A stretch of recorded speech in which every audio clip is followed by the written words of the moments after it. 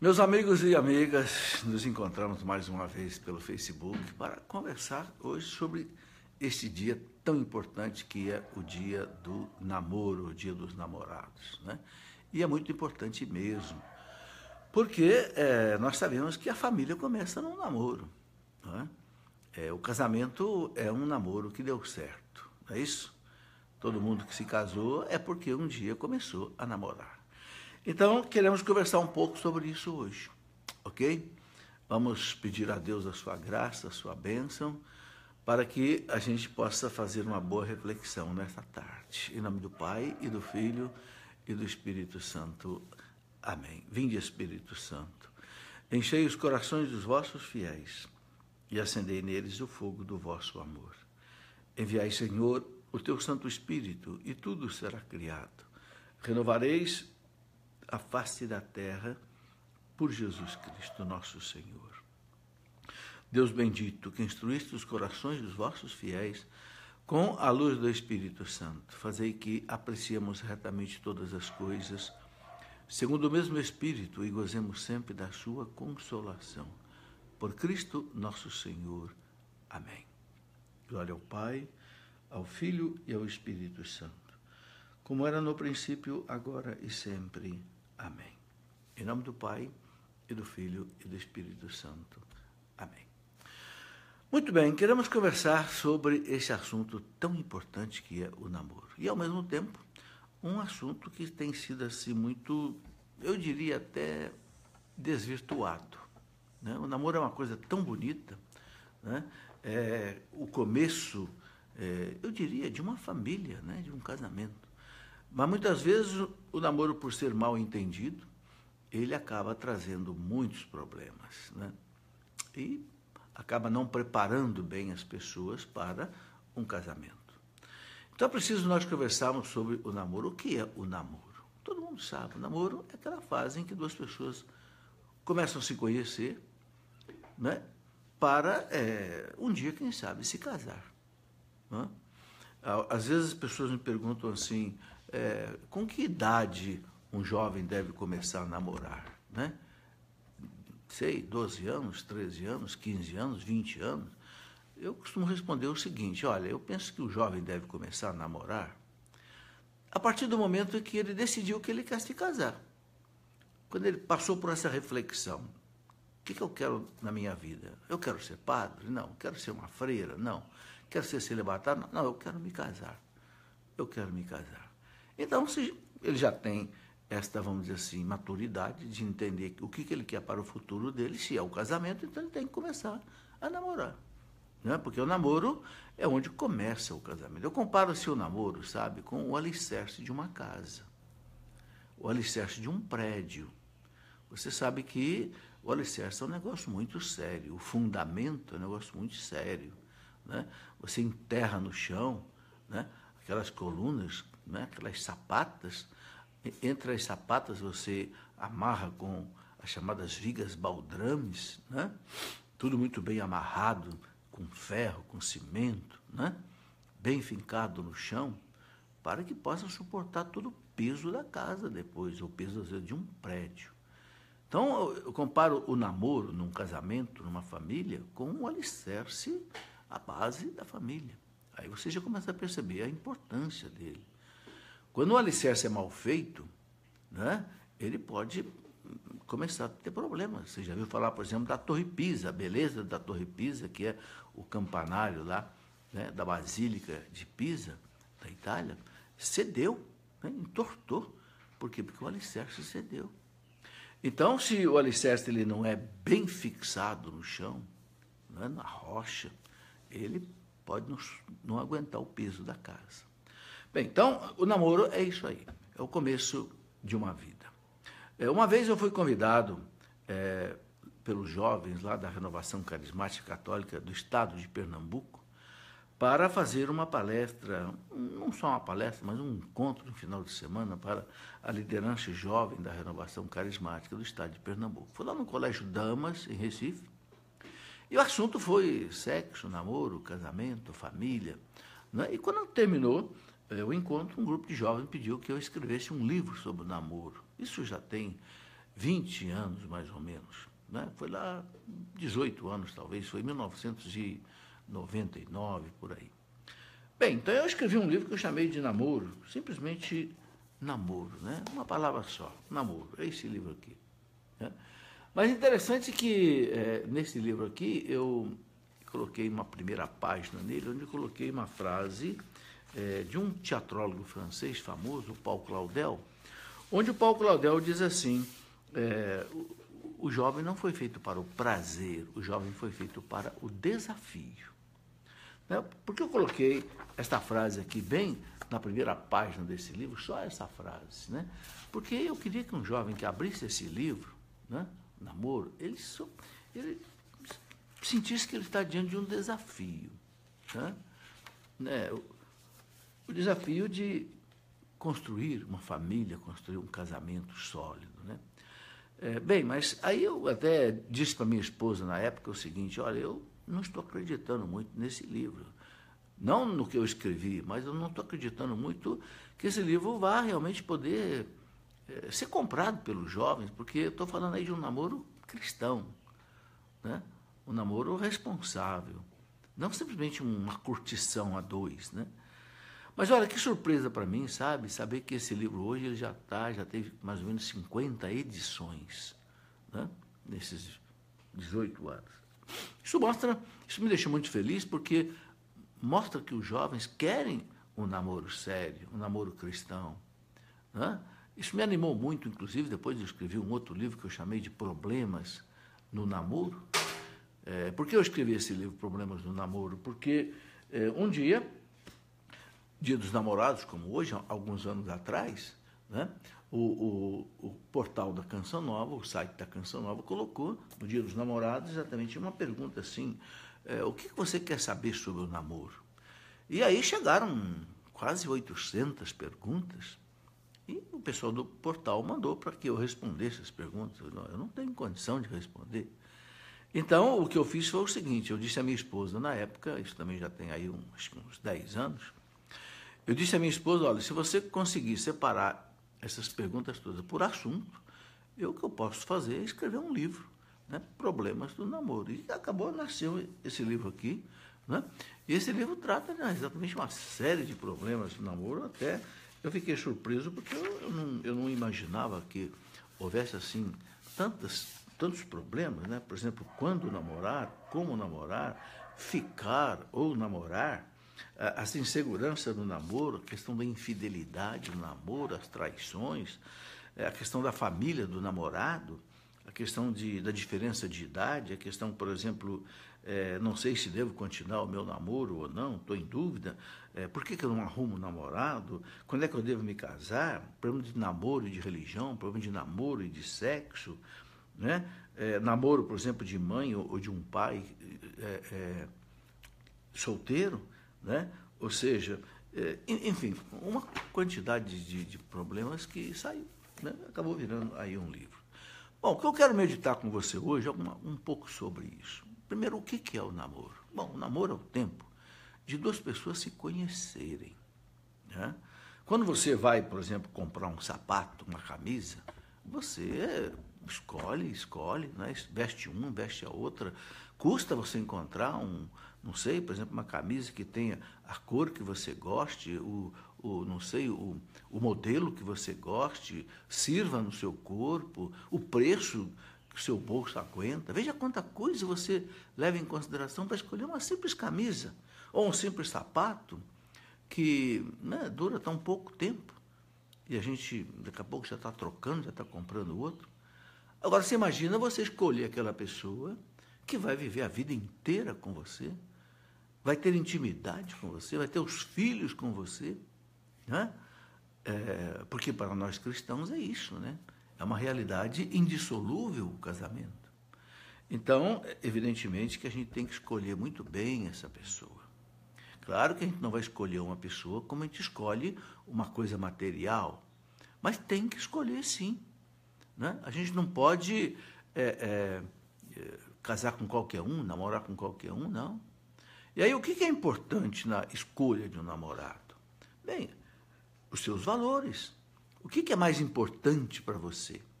né? Quais são os seus valores básicos? Eu, por exemplo, quando eu comecei a namorar, eu tinha lá meus 18 anos mais ou menos, eu sabia que eu queria uma moça que tivesse religião como eu. Uma moça que quisesse ter filhos, porque eu queria ter filhos. Eu sou de uma família de 9 irmãos, então tinha vontade também de ter bastante filhos. Tanto é que tivemos 5 filhos, até não tivemos mais porque ela acabou tendo um mioma, precisou retirar o útero, retirar o ovário, senão talvez nós tivéssemos tido mais filhos até. Enfim, eu queria uma moça que tivesse maturidade, ou seja, soubesse responsabilidade, tivesse, quando mãe, né, assumir a responsabilidade como mãe, como esposa, enfim, que me fosse fiel. E pronto, encontrei essa pessoa. É claro que eu não encontrei uma pessoa perfeita, e ninguém vai encontrar uma pessoa perfeita. Não pense nisso, de jeito nenhum. Né? Perfeição só existe no céu, só entre os anjos de Deus e entre os santos que já estão canonizados. Nós não encontramos uma pessoa perfeita. Aliás, o objetivo do namoro, do noivado, do casamento é você construir uma pessoa. Né? Construir uma pessoa, ok? Muito bem, um parêntese só na nossa conversa. Se você quiser enviar sua pergunta para mim, hoje eu tenho aqui a Gabriela me ajudando aí para eu responder as perguntas, ok? Então você pode enviar sua pergunta aí se você quiser, que na medida do possível eu vou respondendo também. Então eu estava dizendo que o relacionamento de duas pessoas, namoro, noivado, casamento, é para fazer o outro crescer. Onde um relacionamento não faz o outro crescer, é um relacionamento que está vazio. Seja de dois amigos, seja de, não sei, namorados, noivos, casados. Então, o namoro é aquele tempo onde você vai conhecer a pessoa. E você, ao mesmo tempo, já começa a construir a pessoa. Né? Uma frase que eu gosto muito, eu ouvi uma vez e não me esqueci, é esta, né? Amar não é você querer alguém construído, é você construir alguém querido. Veja, amar não é você querer construir, querer alguém construído, ou seja, querer alguém já perfeito, que não tenha problema, não tenha defeito. Não. É o contrário. Amar é você construir alguém querido, porque você ama aquela pessoa, então você vai construir aquela pessoa com o seu amor. E aí nós vamos conversar um pouco sobre o amor. O que é o amor? Né? Então, primeiro, ainda vou ficar aqui no namoro.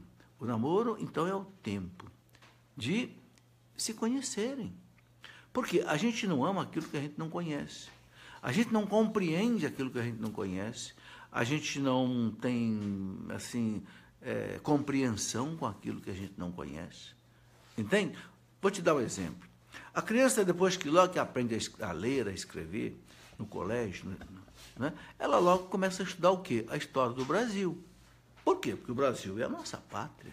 Então, a criança estuda o descobrimento do Brasil, a colonização do Brasil, a colônia, o império e tudo mais, as capitanias hereditárias, né? As dificuldades todas que o Brasil enfrentou nesses 500 anos. Por quê? Porque se ela não conhecer a história do Brasil, ela não entende o Brasil, ela não ajuda o Brasil, ela não compreende o Brasil. Então, estudando a história do Brasil, você vai entender por que o Brasil ficou tão diferente dos Estados Unidos, por exemplo, sendo que os dois países foram descobertos praticamente na mesma década, 1500, né? Mesmo ano, mesmo século. Né? Por que os Estados Unidos explodiu de progresso e nós não? As razões históricas explicam. Eles foram colonizados lá por aqueles quakers, aqueles puritanos que saíram lá da Inglaterra, num navio Mayflower, e vieram para os Estados Unidos e construíram as 13 colônias, e houve uma série de fatores que facilitou o desenvolvimento deles. Nós não tivemos isso. Nós somos colonizados, né, pelos portugueses, mas para cá vieram muitos escravos, né? Coitados dos escravos, vinham aqui debaixo do chicote. Né? Os escravos aí, os índios também, que não tinham cultura. Né? Então, misturou tudo isso e deu o Brasil. Somos nós. Nós temos que entender as nossas raízes e aí, então, nós entendemos a nossa história. E podemos ajudar o Brasil. A mesma coisa é o relacionamento de duas pessoas.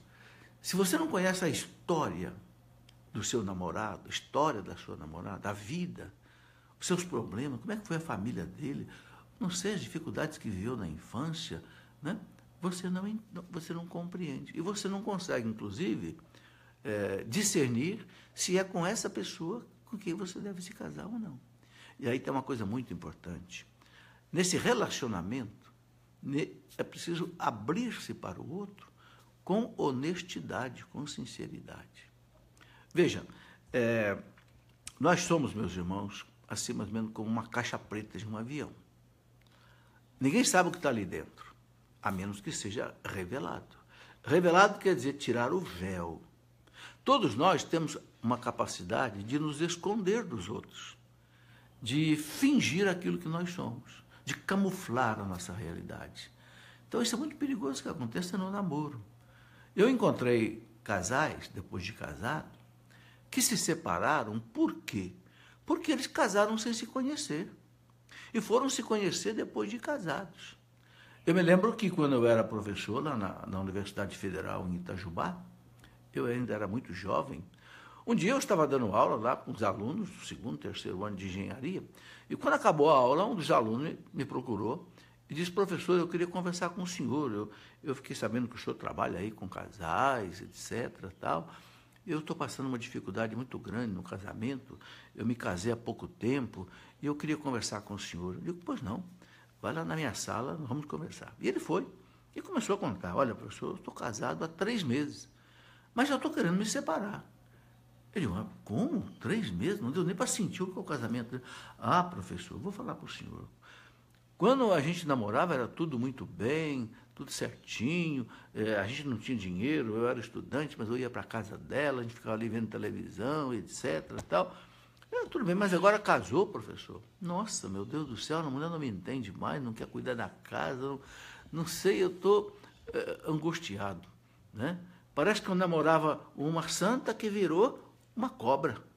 Eu digo: nossa, mas que coisa horrível que é o casamento, então, né? Dizer para o Papa lá que o sacramento do matrimônio é terrível, transforma uma realidade boa numa realidade ruim. Mas não é. Aí eu falei para ele: olha, eu quero conversar com ela, porque eu aprendi isso, né? Você precisa conversar com os dois, né? E ela contou a mesma história. Olha, professor, a gente era muito amigo, muito bom, tudo bem e tal, né? Mas não sei, professor, depois de casado, parece que ele virou um animal comigo. Eu digo: meu Deus, que coisa incrível, né? Uma santa vira né? Uma cobra e o santo vira um animal. Bom, no frigir dos ovos, o que eu entendi? Eles não se conheciam. Eles não se conheceram. Eles vieram se conhecer depois de casado. Porque tem uma coisa: depois que você casa, as máscaras caem. Não adianta mais fingir. Porque você está vivendo junto na mesma casa, debaixo do mesmo teto, dormindo na mesma cama. Acabou a fantasia. Acabou o esconde-esconde. Então, o namoro é esse tempo de revelação. Agora, essa revelação tem que ser autêntica, não pode haver mentira. Não pode haver mentira. Ah, mas se eu mostrar para ele quem eu sou, o que a minha família é, ele vai correr. Deixa correr, deixa embora. Se a pessoa não aceita você como você é porque a pessoa não te ama. Entende? Então, é claro que você não vai no primeiro dia de namoro já mostrar tudo, revelar tudo, principalmente as coisas mais negativas. É devagar, com o tempo, né? Mas na hora certa, do jeito certo, no momento certo, você tem que ir colocando a realidade para o outro. Ok? Não adianta querer esconder. Então, o namoro é isso, é esse tempo de relacionamento, de conversa, de revelar-se, abrir a caixa preta. Contar sua história para o outro. Eu sou assim, minha vida é assim. E aí, o que exatamente deve nascer disso? Quando o casal se ama, um vai ajudar o outro. A partir do conhecimento que tem do outro, aceitando a realidade do outro, então começa a ajudar o outro. Eu me lembro que minha esposa, por exemplo, tinha uma dificuldade muito grande em estudar, não gostava de estudar, e eu gostava. Eu sentia que era muito importante para o nosso relacionamento, para a nossa vida, que ela estudasse. Então, eu fui estimulando, incentivando. Olha, depois de casado, já com 2 filhos, ela cursou uma faculdade de enfermagem, gostava muito do curso superior de enfermagem, e trabalhou como enfermeira um tempo. Então, com estímulo, com amor, você vai ajudando a pessoa a vencer os seus problemas. Então, o namoro é para isso. Não é o tempo ainda de viver a vida sexual. Eu quero falar nisso um pouco depois. Não é? Bem, mas então, para que haja esse relacionamento bom, para que um construa o outro desde o namoro, é preciso haver o amor. E aí uma pergunta muito importante que nós não podemos fugir dela, meus irmãos, o que é o amor? Aí eu tenho que dizer para você o seguinte, infelizmente o amor é essa realidade tão maravilhosa, o próprio Deus é amor, né? A única definição que a gente encontra de Deus na Bíblia é essa, Deus é amor. São João que fala isso lá na primeira carta dele, no capítulo 4, versículo 8, São João, Deus caritas est, em latim, Deus é amor, ok? É a essência de Deus, né? E por isso que Deus fez da nossa realidade também uma realidade centrada no amor. O casal que se ama, né, se une, cresce junto, tem os seus filhos, constitui uma família, tudo por amor.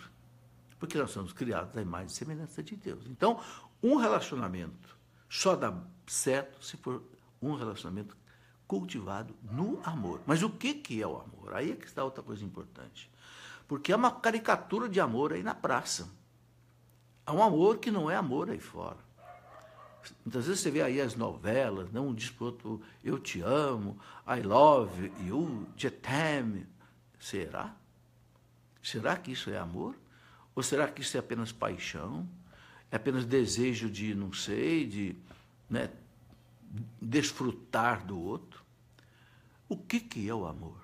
Bom, vamos aprender o amor com aquele que é o amor. Quem é o amor? O amor é Deus. Então, vamos aprender com Deus. Então, Jesus Cristo disse para nós, o que é o amor?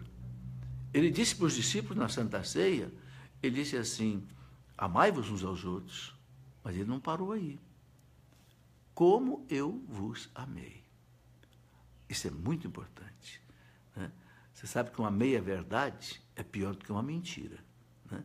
Então, Jesus não parou aí, amai-vos uns aos outros. Ele diz, como eu vos amei. E ele diz para nós como é que ele nos amou. Na cruz. Ele diz, ninguém tem amor maior do que aquele que dá a sua vida pelo outro. Então está aí, meus irmãos, o que é amar? É dar a vida pelo outro. Não é simplesmente você morrer na cruz pelo outro. Não, isso nós não vamos passar por isso. Dar a vida pelo outro é você dar o seu tempo, a sua atenção, o seu carinho, né? É lógico, então, meus irmãos, que amar significa renúncia. O Cristo que morre na cruz, ele diz, eu dou a minha vida por vocês, né? Isso é o amor. Então, amar é dar a vida ao outro. Michel Coat, naquele livro maravilhoso dele, né? Construir o Homem e o Mundo, o Michel Coat dizia assim, é um padre francês maravilhoso, que moldou a minha formação na minha juventude, nesse livro, Construir o Homem e o Mundo. Michel Coat dizia, amar é dar-se. Amar é dar-se, né? Ou seja, você gastar-se pelo outro, né? Desinteressadamente, sem cobrar nada, né? É esse livro aqui, Construir o Homem e o Mundo, que eu, inclusive, fui buscar esse livro na França, porque deixou de ser publicado aqui no Brasil. Eu recomendo você, para os seus filhos, né? Construir o Homem e o Mundo. Amar é dar-se, né? Então, amar é você dizer não para você dizer sim para o outro. Ok? Isso é amar. Por exemplo, quando você dá R$100 para uma pessoa, você vai perder esses R$100. Para você dizer sim para o outro, você tem que dizer não para você. Para você dar R$100 para alguém, você tem que perder R$100, não é verdade? Mas Jesus ensina que é dando que se recebe. São Francisco de Assis entendeu isso no coração de Jesus. É dando que se recebe. O amor, sabe? Alguém disse que o amor é como o sangue. Quanto mais você doa, mais ele aumenta nas suas veias. É bonito, né? Então, tá aí. Eu estou assim, já com uma série de perguntas aqui na minha mão. Vou começar a responder e vamos continuar nossa conversa. Então, entenda que amar é conhecer um ao outro, gastar tempo nesse conhecimento, né, no namoro. E amar é você, né, gastar-se pelo outro, não ser egoísta. Cuidado com esse amor de novela, né? I love you, je t'aime, né? Isso é amor ou é uma paixão sexual, simplesmente? Meus irmãos, quando a gente se casa, né, o que a igreja obriga a gente a fazer? Um juramento de amor no altar. Eu te recebo como minha mulher, prometo, juro, ser-lhe fiel. Olha aí, ser-lhe fiel, não é fácil não. Na saúde e na doença. Na riqueza e na pobreza. Amando-te, respeitando-te todos os dias da minha vida. Não importa se você está saudável ou se você está doente.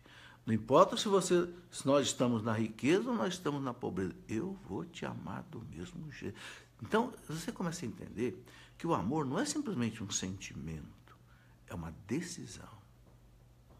É mais do que um sentimento. É claro que há um sentimento no coração, mas há uma decisão na cabeça. Eu te prometo.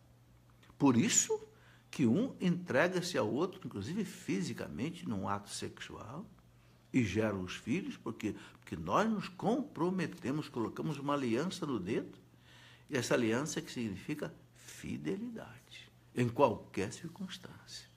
Bem, vamos aqui para algumas perguntas. A Maria Rosemira Araújo, qual é a hora certa de casar? Ô, Rosemira, eu penso que a hora de casar, primeiro, vocês se amam. Vocês tiraram as dúvidas, não tem mais dúvida que vocês querem se casar? Tiramos.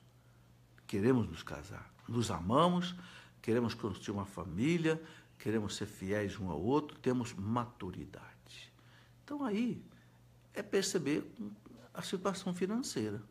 Dá já para vocês alugarem uma casa, dá para viverem juntos, porque não é bom, sabe, casar e viver com os pais, viver com os sogros. Não é bom. Quem casa quer casa, diz o povo, né? Quem casa... Então, se a situação financeira permite um mínimo de vocês se sustentarem, eu penso que deve se casar o mais rápido possível. Eu acho que quem quer se casar, não tem mais dúvida de que ama o outro, deve se casar o mais rápido possível. Por quê? E eu vou dizer que eu fiz essa experiência. Eu casei com 22 anos. E foi muito bom para mim. Por quê? Porque você vê, hoje eu estou com 68 anos, graças a Deus ainda com saúde, trabalho, viajo, e meus filhos já estão todos criados, não dependem mais de mim. Estou aí com 12 netos, ajudo até os netos agora. Então, o fato da gente se casar cedo, não é? Primeiro estabiliza a vida da gente. Sabe, você tem uma esposa com você na sua casa, você assenta a sua vida, né?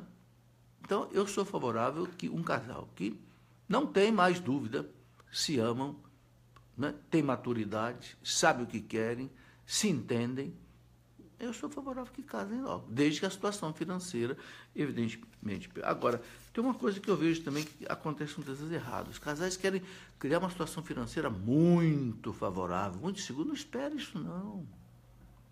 Não espere isso, não. Eu me casei, eu me lembro que eu me formei no dia 5 de fevereiro de 72 e casei no dia 6. Eu casei com o meu primeiro salário, já era, claro, eu tinha passado um concurso para professor universitário, lá na na Universidade Federal de Itajubá, e com o meu primeiro salário de professor, eu comprei os móveis todos parcelados, aluguei uma casa pequenininha, né?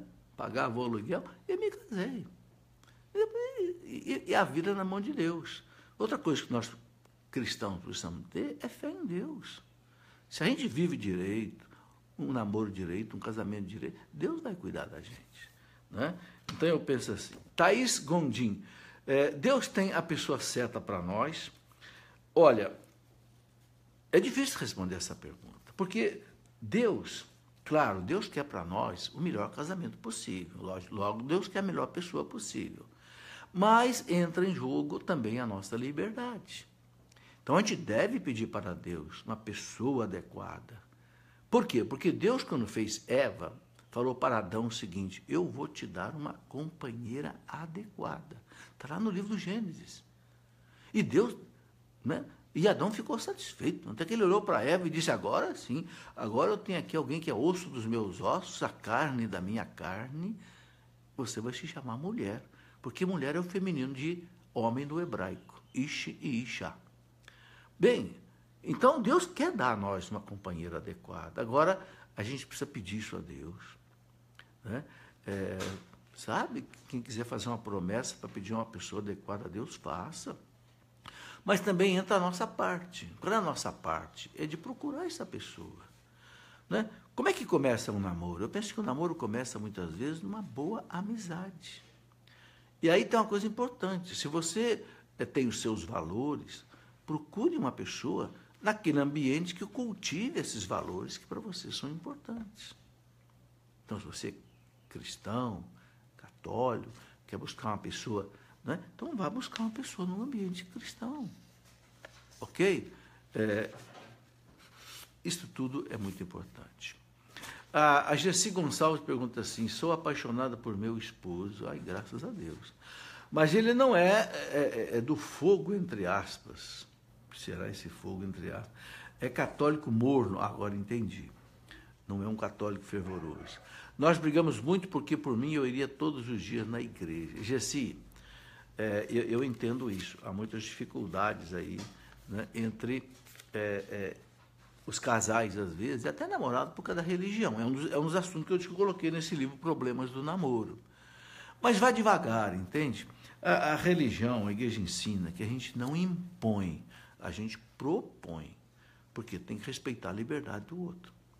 Então, é o seguinte, você está dizendo para você ia na igreja todo dia, tudo bem, pode até ir, mas desde que você não brigue com seu marido. Não brigue com seu marido por causa da religião. Claro que o mínimo, você tem um direito, a sua missa no domingo, não sei, o seu grupo de oração uma vez por semana, no mínimo você tem direito e você precisa conversar com ele e ele aceitar. Mas não faça além daquilo que ele não aceita e que você vai criar briga dentro de casa. Não pode. Ok? Nós podemos viver a nossa religiosidade, quem sabe dentro de casa mesmo. Se você tem dificuldades e mais a igreja, porque pode causar briga, cultive a sua religiosidade em casa. Você pode ler a Bíblia, meditar a Bíblia, rezar seu texto. Você pode fazer a sua meditação profunda, rezar a liturgia das horas. Sabe, não é só na igreja que a gente cultiva a vida religiosa, não. De jeito nenhum. Ok? Bom, não brigue com seu marido, com seu namorado, com seu noivo por causa da religião. Vai com calma, vai rezando, vai oferecendo a ele a Deus seu sacrifício por ele, para que ele mude. Cristina Mara Bezerra, eu quero um homem que me leve para Deus. Bom, Cristina, então, peça a Deus esse homem. Procure esse homem nos ambientes cristãos. Você quer um homem de Deus, então vá buscar esse homem nos ambientes de Deus, onde os ambientes que cultivam. Né? Eu conheço uma moça que trabalha comigo, que ela fez uma novena pedindo a Deus um namorado, encontrou esse namorado na Canção Nova, num encontro que teve uma vez. Hoje está casada com ele, tem filhos. Então, a gente tem que pedir a Deus e também fazer a nossa parte, procurar. Não pode esperar o namorado vir bater na sua porta. Olha, você rezou, Deus está mandando eu bater aqui, sou eu. Não, não é assim. Eu disse, uma amizade boa, muitas vezes vira um namoro. E eu gosto muito que a coisa comece na amizade, porque a amizade é um primeiro filtro. Na amizade, você já percebe, é a peneira grossa, né? Você já percebe que dá o que não dá. Se passou na peneira grossa, então depois nós vamos para a peneira fina. A peneira fina aí já é o namoro. A peneira grossa é a amizade. Ok? Peça a Deus essa pessoa. Né? Muito bem. Flávia Lima. Quando uma pessoa se apaixona, não é correspondida, vê que aquilo não dá certo, mas ao mesmo tempo continua sentindo, como a pessoa deve se recuperar após essa experiência? Olha, Flávia, evidentemente, para que haja um namoro, os dois lados têm que querer. Se um lado não quer, paciência. Olha, eu vou ser sincero para você. Na minha vida de jovem, teve moça que eu quis, mas que não me quis. Até sofri, mas depois esqueci. Depois também passei por cima. E aconteceu o contrário também. Eu conheci moças que gostavam de mim, mas eu não gostava delas. Eu acho até que elas sofreram. Mas paciência. Quando um lado não quer, né? Dois não se amam. Então, aí nós temos que respeitar isso, né? Se um não quer, a gente pode até tentar. Aí que eu digo, na amizade, você faz esse filtro, né? Percebe se o outro quer, o outro não quer. Se não quer, paciência, se não quer. Não adianta forçar a barra. Sabe, meus irmãos, um namoro forçado, que gera um casamento forçado, depois dá problema. Depois dá até separação. Eu vi muitos casais. Olha, eu trabalho mais de 40 anos com casais. Eu vi casais que casaram meio por conveniência. Ah, eu vou casar, senão eu fico sozinha, eu fico sozinho, não é bem o que eu quero, mas empurra com a barriga, depois acaba que não dá certo. Veja, eu não tenho aqui solução mágica para todos esses problemas difíceis, não, viu, gente? Eu estou aqui colocando um pouco da minha experiência aí, né, desses tempos todos. A Dileuza Silva pergunta assim: eu namoro um homem que já foi casado na igreja, mas já faz mais de 10 anos que está separado. O que faço? Eu amo ele e ele também diz que me ama.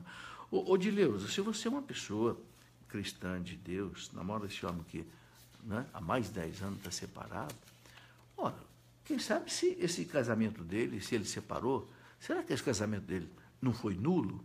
Não sei, tem que verificar. Por que ele se separou? Qual foi o motivo da separação? Houve alguma coisa antes do casamento que possa ter tornado nulo esse casamento? Houve falta de consentimento pleno? Ele casou obrigado? Ele casou chantageado? Ele casou sem querer? Sabe? O Código de Direito Canônico da Igreja, ele coloca 19 razões pelas quais o tribunal da igreja pode declarar que um casamento não valeu. A igreja não anula o casamento. Se o casamento foi válido, ele é válido para sempre. Nem o Papa pode anular. Mas o que a igreja pode dizer pelos tribunais eclesiásticos é dizer o seguinte: esse casamento não valeu. Vocês casaram sem consentimento pleno, sem liberdade plena, entendeu? Aí é um caso que você, não é o caso de eu tratar aqui agora. Eu aconselharia você a procurar, quem sabe aí, um sacerdote, um pároco, um vigário que possa te orientar, possa até te indicar qual é o tribunal da igreja que você deve ir. Pode até você, se quiser, né, entrar com um processo aí canônico de solicitação de declaração de nulidade. Aí, se sai essa declaração, então você pode se casar na igreja e viver sua vida com ele, né, de maneira normal. Sara Cientes: Deus tem alguém para cada um de nós? Bom, essa pergunta já apareceu aqui. Eu penso que, teoricamente, sim. Mas, na prática, isso não é tão simples. Por quê? Porque aquilo que eu falei, entra em jogo a nossa liberdade, as nossas ações. Entende? Então, Deus às vezes mostra a sua vontade para a gente, mas às vezes a gente nem entende. Sabe? Às vezes a gente força mais a vontade de nós do que a vontade de Deus. Então, eu penso que sim, Deus quer a nossa felicidade. Não é Deus que quer uma pessoa para a gente, uma ajuda adequada, como ele fez Eva para Adão. Mas então, para isso, é preciso a gente ligar as antenas, rezar, pedir a Deus, né? E também, dentro da nossa liberdade, procurar essa pessoa. Alessandra Gomes: fiquei viúva aos 33 anos, tenho 2 filhos.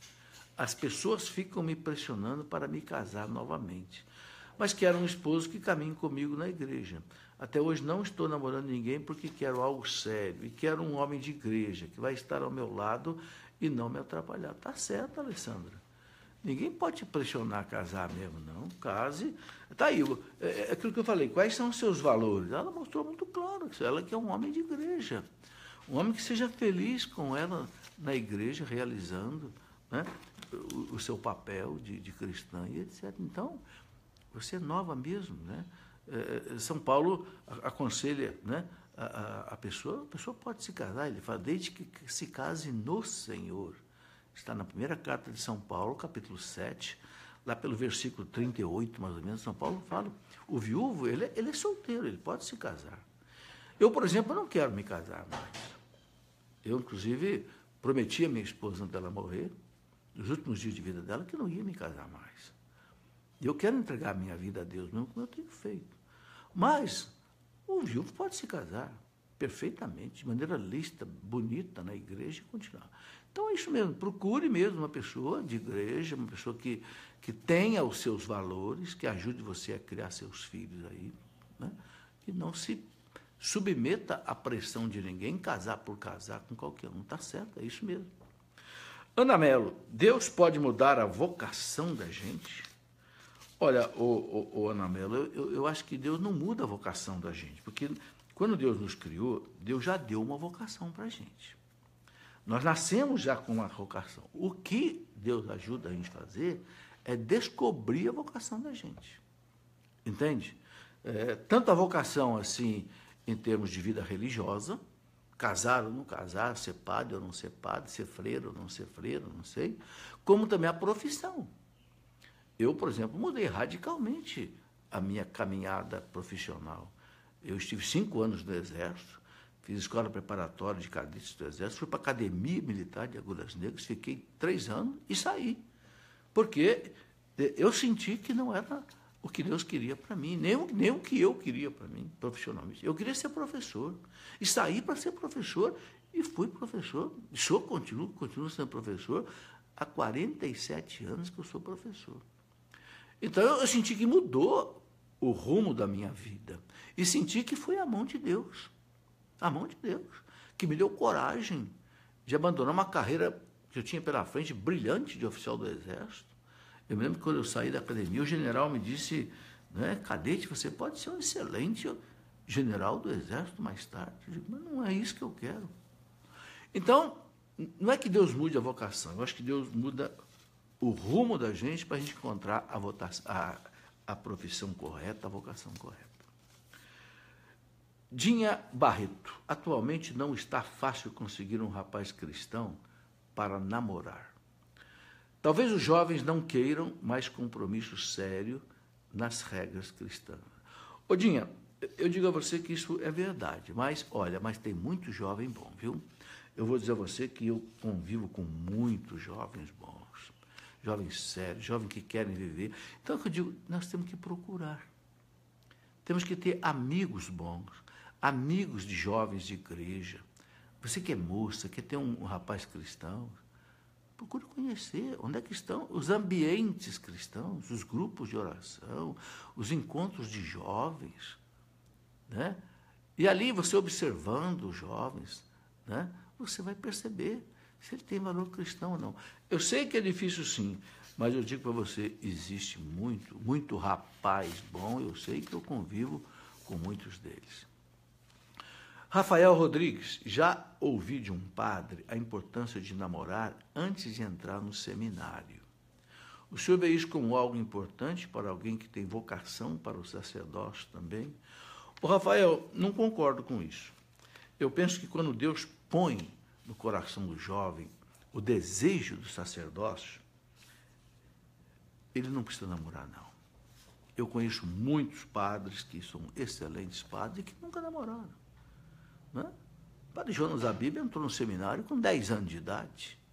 Esses entrevistei, né, o bispo, o senhor arcebispo Aparecido, Orlando Brandes, entrou no seminário com 10, 12 anos de idade, nunca namorou, excelente bispo, excelente sacerdote. Vocação é vocação. Eu acho que não tem esse negócio de você ficar experimentando uma coisa para saber o que você quer. Não, o que você quer, você sabe o que você quer. Olha, vou ser sincero para você, quando eu era jovem, nos meus 18, 17 anos, que eu fazia encontro de jovens e tal, houve padres que tentaram me levar para o seminário. Eu não tinha namorada nem nada ainda. E eu não fui para o seminário. Porque eu queria me casar. Tanto é que arrumei namorado e me casei. Então, eu penso que, não sei, eu acho que não precisa esse teste de ficar, de repente, se um jovem tem vocação sacerdotal, começa a namorar, será que não há o risco de desvirtuar a vocação dele? Desviá-lo do caminho que Deus está colocando? Sabe que vocação sacerdotal, meus irmãos, é uma coisa muito forte no coração do jovem. É Deus que chama. E o teste básico para você saber se você tem vocação sacerdotal, sabe qual é? O teste básico. Você tem vocação para o celibato.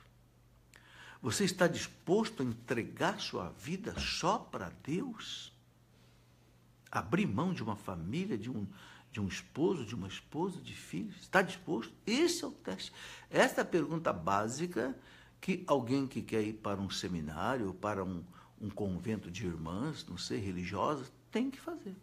Eu tenho esta vocação ou não tenho? Ok? Se você tem, Deus põe no seu coração esse desejo. Rayane Nascimento já namora há 3 anos e meio. O que tem que levar em conta para avançar à fase do noivado? Rayane, eu acho que se você já tem 3 anos e meio, vocês já se conhecem, vocês têm maturidade, vocês se amam, querem se casar, querem conhecer, querem constituir uma família. Se vocês já têm uma perspectiva financeira, profissional, então parte com o noivado. O noivado é exatamente esse estreitamento, onde você agora já começa a pensar na data do casamento. Porque aí você já coloca uma aliança na mão direita, um compromisso mais, agora já há um compromisso. Não é um compromisso definitivo, esse compromisso pode ser rompido, não é ainda indissolúvel, mas já é um par. Então, eu penso que quem fica noivo já está pensando em marcar a data de casamento, tomando as providências para o casamento, onde vão morar, a casa que vão morar, como vão se manter e etc. Ana Melo, a vocação religiosa tem mais valor do que o matrimônio? Ô, Ana, não é que tem mais valor. As duas vocações são de Deus. Olha, eu acabei de publicar um livro esses dias de 12 casais santos, casais que foram beatificados pela igreja, canonizados pela igreja. Não foi eu que escrevi, não, foi um padre alemão que escreveu um livro maravilhoso. Inclusive, na capa estão os pais de Santa Teresinha, está aqui, ó. Né? São matrimônios santos. Então, você vê que a santidade pode ser obtida no casamento, né? E pode ser obtida também na vida religiosa. Então, tudo é de Deus. Não há uma coisa mais sagrada do que a outra. O que importa é se a gente é casado, ser um casal cristão verdadeiro. Se a gente é padre, ser um padre verdadeiro. Um padre inteiramente de Deus. Um padre que não divide a vida dele, nem com ele, nem com os outros. A vida dele é de Deus. Ele fez um voto de pobreza, obediência, castidade. Ele não vive mais para ele. Ele não pensa em riqueza, ele não pensa em luxo, ele não pensa em conforto, ele não pensa em bem-estar. Ele vive para os outros, para o povo de Deus. Então, é um sacerdote santo. Ok? Assim, um casal santo. Aquele casal que não vive para ele. Ele vive para os filhos. O marido vive para a mulher vive para o marido. Ok? Então, chega a santidade. Então, não há uma coisa melhor do que a outra. Há vocações diferentes. Everton Moraes, por que 90% dos padres hoje não falam nada sobre moral ou pecado em relação ao namoro? O Everton, eu também sinto falta disso, viu? Eu também sinto um pouco de falta que os padres falem mais da castidade, falem mais da fidelidade no namoro, sabe? Falem para os namorados que não é hora ainda de ver vida sexual. Porque, infelizmente, sabe, eu já até ouvi padres dizer, isso porque os jovens me contam. O padre dizer que, não, se vocês se amam, então pode viver a vida sexual aí, pode transar. Não pode, não. A igreja diz que não pode. Você pega o catecismo da igreja católica, ela diz nem os noivos podem ter vida sexual, não. A vida sexual é só para o casal, o casado, que colocou uma aliança no dedo e prometeu ao outro fidelidade por toda a vida. Porque a vida sexual é o selo da união matrimonial. O casamento se consuma no ato sexual. Então não é para ser vivido no namoro, nem no noivado. Então, vou ser sincero, sem querer, assim, aqui estar criticando os padres, nem querer estar ofendendo, mas eu sinto também, sabe, que falta um pouco mais dos padres falarem um pouco da moral católica, do sexo dentro do lugar, namorado não ter vida sexual. Eu sinto também falta de um pouco de homilia que toca nesse ponto, sim. Messias Mendes, como o namoro pode beneficiar ou atrapalhar a vocação do casal na igreja? Bem, Messias, veja bem, a gente sabe que a mulher tem uma influência muito grande sobre o marido, sobre o homem, né? Não só no casamento, mas desde o namoro. Você pega lá, por exemplo, o livro do Eclesiastes, capítulo 26, o Eclesiastes diz assim: feliz o homem que tem uma boa mulher, porque ela vai duplicar os anos da sua vida. Ela vai gerar paz nos seus anos de vida. Mas ele fala assim também, Eclesiástico 26, confira aí depois. Ele fala assim, mas também uma má mulher é terrível. Quem tem uma má mulher, uma mulher egoísta, uma mulher ciumenta, o Eclesiastes diz assim, é como aquele que pega um escorpião na mão. Ave Maria. Já pensou se segurar um escorpião na mão? Vai te aferroar. Então, a mulher ou leva o homem para a santidade, ou pode levar o homem também para o outro lado. A influência da mulher sobre o homem é muito grande. Isso é muito importante as mulheres saberem. Eu fico pensando assim, por que o inimigo, Satanás, no paraíso, foi tentar Eva e não foi tentar o Adão direto? Eu acho que ele pensou assim, já sei, eu vou dobrar Eva e Eva dobra o Adão para mim, porque ela tem uma influência muito grande sobre o Adão. E não foi o que aconteceu? Foi o que aconteceu. Ele fez Eva cair no pecado e Eva fez o Adão cair no pecado. Levou o fruto para ele comer também. Entende? Então, sim, uma mulher no casamento, no namoro, no noivado, pode ajudar muito a vida religiosa do homem. Se leva ele para a igreja, se convida ele para rezar, se convida ele para ler a palavra de Deus, se convida ele para ir se confessar. Ok? Mas também pode acontecer o contrário. Pode desviar o outro. E aí eu digo a você o seguinte, se você é um jovem cristão, homem ou mulher, se percebe que o outro está desviando você da vida religiosa, é melhor terminar esse namoro.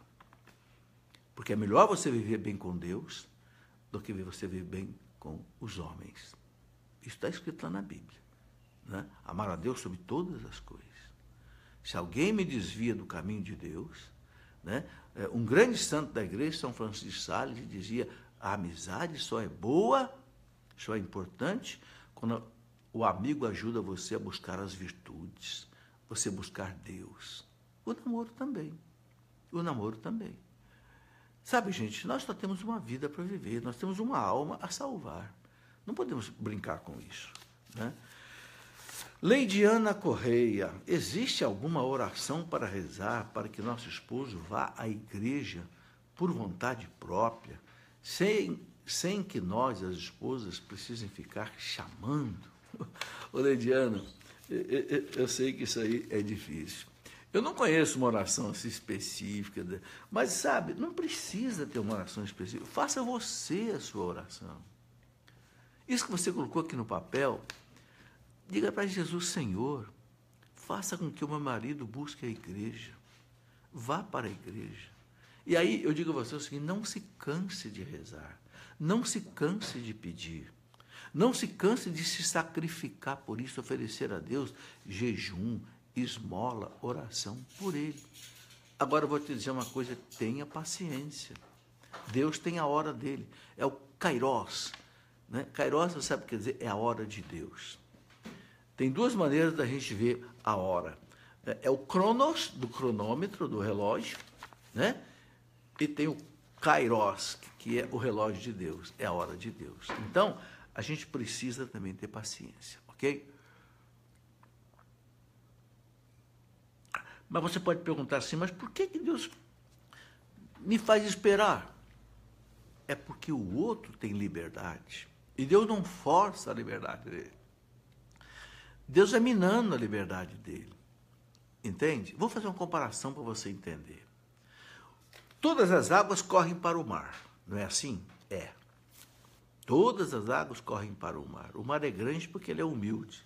Ele ficou abaixo de todos os rios, então ele recebe todas as águas, né? Então, mas tem água que desce lá do monte e ele custa para chegar no mar.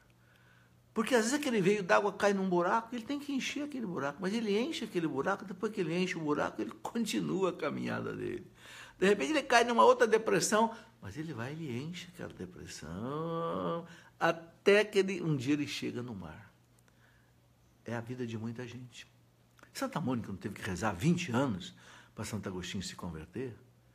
Mas, em compensação, depois de 20 anos, ele não só se converteu, como virou um santo, bispo, padre, doutor da igreja, um dos maiores homens da história da igreja.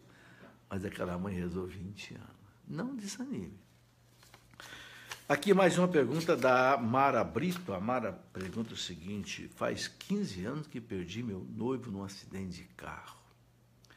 Deus curou minhas feridas, graças a Deus. De lá para cá tive várias vitórias na vida, como emprego, família, etc., mas não apareceu outra pessoa para mim. Devo entender que essa é a vontade de Deus para mim? Ô Mara, vamos com calma. Eu penso o seguinte: se você tem vocação para casar, né, continue procurando alguém. Ok? Agora, se você não tem vocação para casar, então não procure mais ninguém. Agora, você pergunta para mim qual é a vontade de Deus. Não sei. Por que Deus levou o seu noivo aí, né, nesse tempo? É difícil responder, né? Mas uma coisa a fé nos ensina. São Paulo diz: tudo concorre para o bem daqueles que amam a Deus. Deus nunca faz o mal. Não foi Deus quem matou o seu noivo, pode ter certeza. Foi a vida, as circunstâncias, os problemas, os pecados dos homens, inclusive, né? Mas o que São Paulo quer dizer, quando ele diz que tudo concorre para o bem daqueles que amam a Deus, o que São Paulo quer dizer é que Deus sabe do mal tirar o bem. Nós não sabemos do futuro.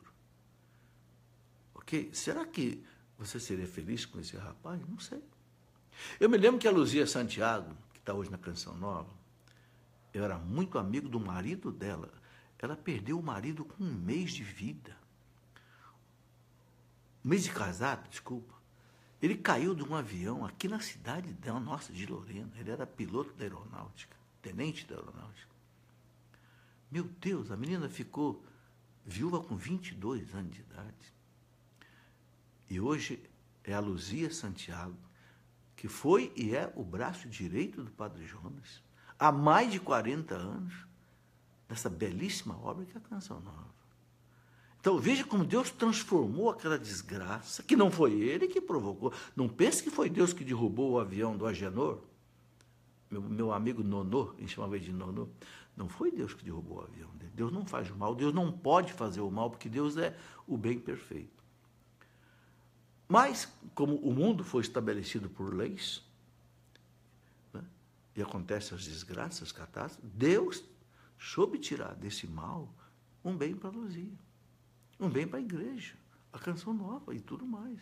Eu sou testemunho de quanto a Luzia Santiago ajudou o senhor Jonas. Então, se você tem vocação para casar, continue procurando. Agora, se você não encontrar alguém, eu queria dizer uma frase para você, de novo, do Michel Coá, aquele padre que escreveu aquele livro que eu mostrei aqui, Construir o Homem e o Mundo. Né? O Michel Coá dizia assim: solteiro ou casado, só o egoísta desperdiça a vida. Eu nunca esqueci essa frase. Eu li essa frase quando eu era menino, eu era jovem, adolescente. Solteiro ou casado, só o egoísta é que joga fora a vida. Então, se Deus não permite que você se case novamente, ou você não se case, o importante é que Deus tem para você alguma atividade. Sabe? Então, ponha a vida na mão de Deus e caminhe para frente, amando. Solteiro ou casado, né? Só o egoísta é aquele que desperdiça a vida. Juberino, o que fazer quando o casamento não cumpre as expectativas? Hoje, aí a gente tem que tratar desse casamento. O que a gente tem que fazer com o doente? Tem que tratar do doente. Por que ele está doente? Tem que ir no médico, ver qual é o diagnóstico. É câncer? É pneumonia? Não sei. Qual é o tratamento? Sabe? O casamento também é como um doente. Um casamento com problemas é como um doente. Eu escrevi um livro, Problemas no Casamento. Sabe por que eu escrevi esse livro, Problema no Namoro, Problema no Casamento? Por quê? Porque eu recebo centenas, milhares de e-mails. Eu escrevi esse livro, Problemas no Casamento. Por quê? Porque, sabe, são tantos casais com problemas que eu separei por assunto aí também. Entende? Então, faça um diagnóstico. Por que o teu casamento não está gerando essa expectativa para você? O problema está em você, o problema está nele, o problema está no relacionamento. Quem sabe vocês precisam fazer um encontro de casais. Ou vocês precisam ler um livro bom sobre casamento. Por exemplo, eu escrevi um livro para casais, que eu recomendo. Sereis uma só carne. Eu acho que está aqui na minha mão. Está assim. Sereis uma só carne. O que é sereis uma só carne? É o fundamento do matrimônio. Deus disse para Adão e Eva: o homem deixa a casa do seu pai, se une à sua mulher e sereis uma só carne. Vocês vão ser unidos. A coisa mais importante no relacionamento de duas pessoas, namoro, noivado, casamento, é ser unido. Agora, o que está impedindo essa união? Qual é a briga que está gerando? É o dinheiro? É a religião? É o sexo? É a família? É a moda? São as comparações? Nesse livro aqui, eu aponto uma série de problemas que fazem com que um casal quebre a sua unidade. E a unidade é o eixo da felicidade do casal. Eu costumo dizer para os namorados e noivos que ser unido não é estar junto. Você pode estar junto 20 anos e não ser unido. Você pode morar debaixo do mesmo teto, almoçar e jantar na mesma mesa, né, dormir na mesma cama e não ser unido. Eu faço até aquela comparação. Uma coisa é você misturar arroz e feijão cru num prato e você consegue separar com cuidado, com paciência, enfiar a mão ali e separar, né? Devagarzinho, porque o arroz e o feijão não estão unidos. Agora, se você mistura um copo de café com um copo de leite, faz café com leite, aí você não consegue separar mais. Aí você pode enfiar a mão ali e você não separa mais. Por quê? Porque houve unidade. Compreendeu? E você não consegue separar, não. Nem por filtração, decantação, evaporação, centrifugação, eletroforese, você não consegue separar mais. Por quê? Porque o café com leite se uniu de tal maneira, o leite está inteirinho ali, o café está inteirinho ali, não perdeu nada de ninguém. Mas agora eles estão unidos. É uma só carne, Deus disse para Adão e Eva. Um só coração, uma só vida, um só projeto de vida. Por que os casamentos não dão certo? Porque às vezes os casais constroem dois projetos. Ele tem um projeto e ela tem outro projeto, então não dá certo. Os dois têm que ter um projeto de vida, uma realidade, um anseio, tudo junto. Sereis uma só carne, um só coração, uma só alma. Entende? Muito bem. João Pedro Cárdenas, no namoro, quais carícias são permitidas? Ô João, você falou bem claro, né? Quais carícias são permitidas? Olha, gente, João, na verdade, carícias não é bem para o namoro, não. O que deve haver no namoro é carinho. É diferente de carícias. Porque a gente entende carícias como algo assim, já meio no nível que leva para o sexo. Claro. Principalmente para nós homens, a carícia estimula o sexo diretamente. Isso é bom para o namoro? Não é bom. O namoro deve haver muito carinho, sim, mas carícias, né? Eu tinha um amigo que dizia assim, né, os casais podem se beijar? Pode, desde que as mãos estejam amarradas para trás. Dizia isso. O meu amigo Tatá, o meu velho amigo Tatá, né? Dizia para o jovem, pode beijar à vontade, mas com as mãos amarradas para trás. Já entendeu o resto, né? Quer dizer, é uma coisa que vai estimulando, daqui a pouco os dois estão tendo um relacionamento sexual, ok? E não está na hora ainda, né, de viver o sexo. O sexo, eu repito, é para o casamento. Por quê, gente? Vamos aproveitar para colocar uma palavrinha sobre isso. A igreja ensina que o ato sexual, ele é o selo do casamento. Tanto é que um casal que não pode ter o ato sexual por problemas físicos irreversíveis, não sei, tetraplégicos, não podem casar. Não, a igreja não celebra o casamento. Por quê? Porque o casamento não se consuma. O casamento é consumado no ato sexual. Antigamente, no rito do matrimônio, depois que o padre casava os dois na igreja, ia para a casa do casal e benzia a cama do casal. Por quê? Porque ali o casamento ia ser consumado. Olha que coisa séria. bonita. Ali ia nascer um filho, ia ser gerado um filho do casal. Mas então o sexo fora do casamento, ele está fora do plano de Deus. E aí ele causa uma série de problemas. Sabe, gente, o casamento, o sexo, é como qualquer coisa bonita. Se você tira do lugar, fica uma coisa feia. Os nossos olhos são as coisas mais bonitas que existem. Mas você já viu alguém ter um olho caído? Fica feio. Ou alguém que tivesse um olho na testa, você já pensou, vira um monstro. Então, a beleza do olho é porque ele está na órbita ocular. Se você tirar o olho do lugar dele, é horrível. Se você tirar o sexo do lugar dele, é horrível. Eu vi muito jovem chorar, meus irmãos, porque viveu o sexo fora do casamento. Muita menina que engravidou. E aqui não estou querendo tirar pedra nem julgar. Eu só estou fazendo uma constatação. Eu vi muita moça chorar porque se entregou para um rapaz, achando que o rapaz ia ficar com ela, e ela engravidou e o rapaz foi embora. Não é verdade isso? Você pode testemunhar isso.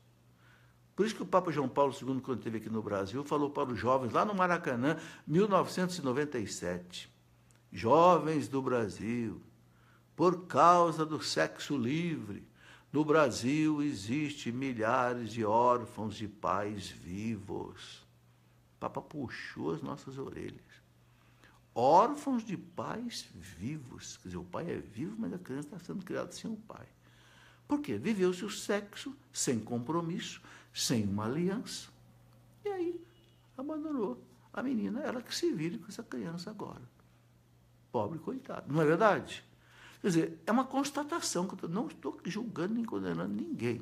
Estou apenas fazendo uma constatação. O que é o sexo fora do lugar? Sexo fora do lugar, ele gera adultério, ele gera doença venérea, ele gera sífilis. Ninguém pega sífilis, ninguém pega AIDS com a sua esposa, com o seu marido, desde que nenhum dos dois vá buscar fora a doença e trazer para dentro de casa. Sabe, meus irmãos, a castidade é que cura. A castidade é que faz bem. Eu até queria recomendar para os jovens um livro que eu escrevi, O Brilho da Castidade. Você está vendo aí meio de cabeça para baixo, porque, né, no Facebook aparece assim, mas o nome do livro é O Brilho da Castidade. Sabe, a castidade é uma força poderosa. A castidade garante o teu namoro firme, o teu noivado firme, o teu casamento santo, abençoado por Deus. Para que correr? Eu vou te dar uma comparação. Eu vivi solteiro só 22 anos. Depois vivi casado 40. Então, eu tive vida sexual durante 40 anos. Para que querer correr nos 22? Espera. Tem gente que vive até 90 anos casado aí com a esposa. Então, aí você vive o sexo abençoado por Deus, no casamento, sem gerar problemas, sem nada. Sabe? Papa João Paulo II um dia disse assim para os jovens: jovens, eu sei que a lei de Cristo é árdua, mas nunca decepciona. Nunca decepciona. É árdua, mas nunca decepciona. Se a gente quiser ser feliz, meus irmãos, a gente tem que entrar pela porta estreita. Jesus fala claro. A porta estreita é a porta da vida. O caminho largo é o caminho da perdição. Você que é jovem, não vai nessa conversa, né, de amigos, amigas. Todo mundo vive o sexo no namoro. Por que você não vive? E zomba de você, porque você é virgem ainda na faculdade. Tenha coragem de dizer, eu quero ser feliz. A minha felicidade está em Deus. Eu quero ouvir a voz de Deus, não quero ouvir a voz dos falsos profetas. Entende? Só os bravos são felizes, meus irmãos. Só aquele que faz violência a si mesmo, de Jesus, é que conquista o reino dos céus, que conquista a felicidade. Não tenha dúvida disso. Se eu posso dizer uma coisa para você da minha vida, de 40 anos de casado e 5 anos de viúvo, e que nesses 5 anos de viúvo eu vivo a castidade, vivo, é algo que me traz felicidade. Me trouxe durante 40 anos de casado, 22 de solteiro, e me traz felicidade. É fácil? É fácil? Não é fácil, não. Eu não sou de ferro, não sou de chumbo, eu não sou de vidro. Eu sou de carne e osso como você. mas a graça de Deus é que nos sustenta. Então, para o jovem viver o namoro casto, casamento sério, só com a esposa, sem adultério, sem pornografias, não é? Que nós vemos aí pela internet, tem que ter a graça de Deus. Você tem que rezar, você tem que confessar, você tem que comungar, você tem que rezar seu terço.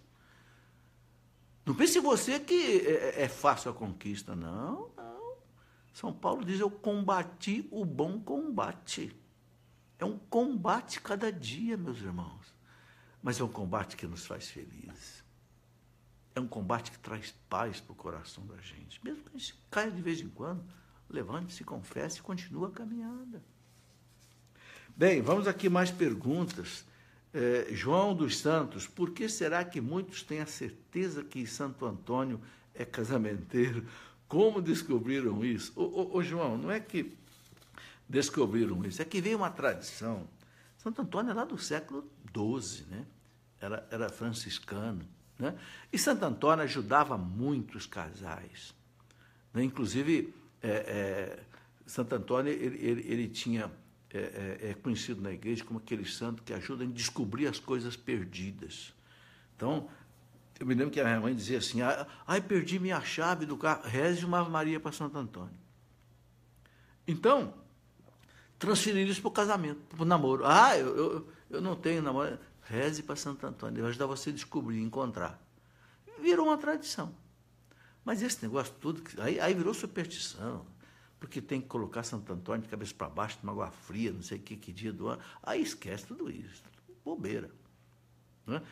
Posso pedir a Santo Antônio um namorado? Pode. Posso fazer uma trezena? Amanhã é dia de Santo Antônio, né? Pode pedir a ele, peça, Santo Antônio, eu quero uma pessoa cristã do meu lado. Me ajude, Santo Antônio. Não tenha dúvida, mas tudo, né, com seriedade. Carlinhos Silva, comecei a namorar uma evangélica. O que o senhor tem a falar sobre isso? Ai, Carlinhos. Eu sei que pode ser uma pessoa muito boa, eu sei que pode ser uma pessoa muito... Mas, saiba que você vai ter problema. Eu não posso enganar você. Por quê? Você vai querer rezar seu terço, ela não vai querer rezar. Você vai querer a missa, ela não vai querer ir na missa. Você vai querer a Eucaristia, ela não vai querer a Eucaristia. Você vai querer a confissão, ela não vai querer a confissão. A igreja não proíbe da gente casar com uma pessoa que não seja católica. É o casamento misto. 2 batizados em igrejas, um católico e outro protestante. Agora, eu não posso enganar você. É uma pedrinha no sapato. Entende? Eu vou dizer para você o que eu diria para um filho meu. Se um filho meu namorasse uma pessoa evangélica, eu diria, meu filho, não aconselho esse casamento. Estou dizendo com sinceridade. A igreja não proíbe. Agora, a igreja exige 2 coisas para que um católico case com uma pessoa evangélica. Exige 2 coisas. Primeiro, está no Código de Direito Canônico. Primeiro, que a pessoa evangélica não queira mudar a fé da pessoa católica. Não queira fazer a pessoa católica se tornar evangélica. Isso para a igreja poder celebrar o casamento na igreja católica. Segunda coisa, vocês vão prometer que vão educar os filhos na fé católica. Por quê? Porque se não promete nada, não decide nada, os filhos crescem, aí fica um puxa para cá, outro puxa para cá, e arrebenta a criança. Então, a igreja, vocês querem casar na igreja católica? Queremos. Então, é o seguinte, vocês vão prometer 2 coisas. Primeiro, a parte que não é católica não vai querer mudar a outra parte. E vocês vão educar os filhos na fé católica. Pronto. Natália Costa, além da oração, tem mais alguma orientação para se saber se devemos continuar ou terminar um namoro? Ô, Natália, a oração, a igreja fala que são 3 coisas que a gente move muito o coração de Deus. O jejum, a esmola e a oração. Então, se você puder juntar com a oração, o jejum, não só o jejum de ficar sem comer, mas você oferecer a Deus todos os seus sofrimentos, entende? As suas lágrimas, as suas dores, é uma forma de jejum, é a mortificação. Oferecer a Deus uma esmola para quem precisa, uma cesta básica para um pobre, entende? Uma visita a um doente, uma ajuda para uma pessoa que está desesperada. É jejum, esmola e oração. A igreja chama de remédios contra o pecado, e que move muito o coração de Deus. Né? Também uma peregrinação. né? Quando a gente vem aqui a Aparecida pedindo a Nossa Senhora uma graça, às vezes gente que caminha, né?